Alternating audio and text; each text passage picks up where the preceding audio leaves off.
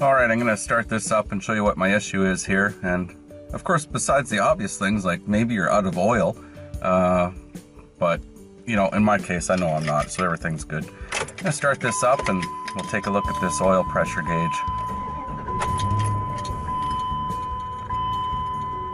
Yeah, pretty much nothing happening there. And the other thing that commonly happens, it will go up a little bit, show some pressure when I start it, and then it will drop off, and then the check gauges light comes on.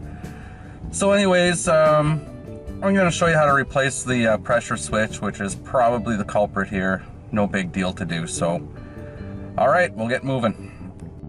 So your pressure gauge is acting up and it doesn't seem like it's working properly. Basically, this is a very common replacement item. It's very similar in many vehicles. It's just a pressure switch, and there's a harness that goes into there. So all I'm going to do is show you how to put a new one of these in your vehicle. In this case, it's my Dodge Dakota. Very similar on many other vehicles. But yeah, let's move forward and get her done. It's about $25 for this switch, and I bet if you went somewhere to have them do it for you, they're going to probably charge you 50 bucks to put that in. So save yourself some money again. That's what I'm all about here.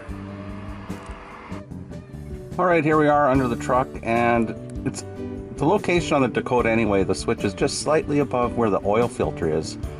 Might be very hard to see in here, but it's just above it. So that's what we need to take out, and it's about... I wish I had a bigger socket, because a socket would work really well, but it looks like it's about 1 inch and 1/8 size, whatever that is. I'm not sure if it's metric or not, but it looks like I'm just gonna have to use a crescent wrench or something on there. I sure wish I had a deep socket for that. Anyways, I'll get at it. Okay, I'm back here, and well, I got the old one out and I replaced it with the new one. And sorry I couldn't really do video on that to show you the whole thing. It's pretty straightforward, but I did say that I really wish I had a socket.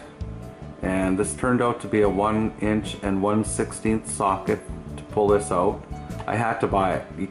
I could not reach in there with a wrench or anything. I needed the socket. And that's why I don't really have any video, because it was so difficult to get at, I couldn't even video it. But here's a few pointers. The harness that's on here, since it was so difficult for me to see, I really didn't know what I was dealing with. But anyways, the harness, when it's plugged in there's a red tab that goes across, and it's kind of like a lock. And then once you get that red tab out, I just used pliers and I just pulled it out.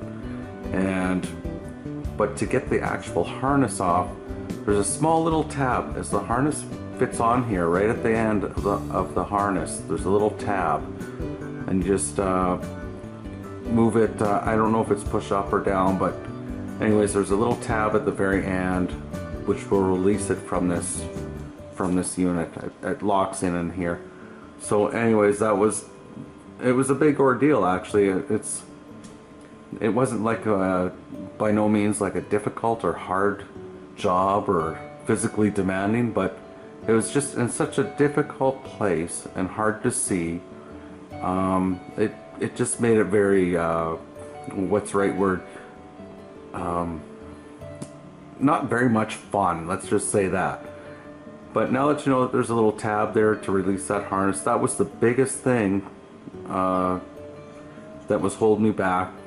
And the other thing is, it's very hard to line up these little wee threads in this tiny spot that you can only get at with a socket. It took a lot of effort to get it started. But anyways, you can do it and it's working all fine. So give it a try. You're gonna need a socket in most cases probably, especially on my vehicle, which was the Dodge Dakota. But yeah, it works fine and dandy. So go for it. Have a good night. Bye-bye.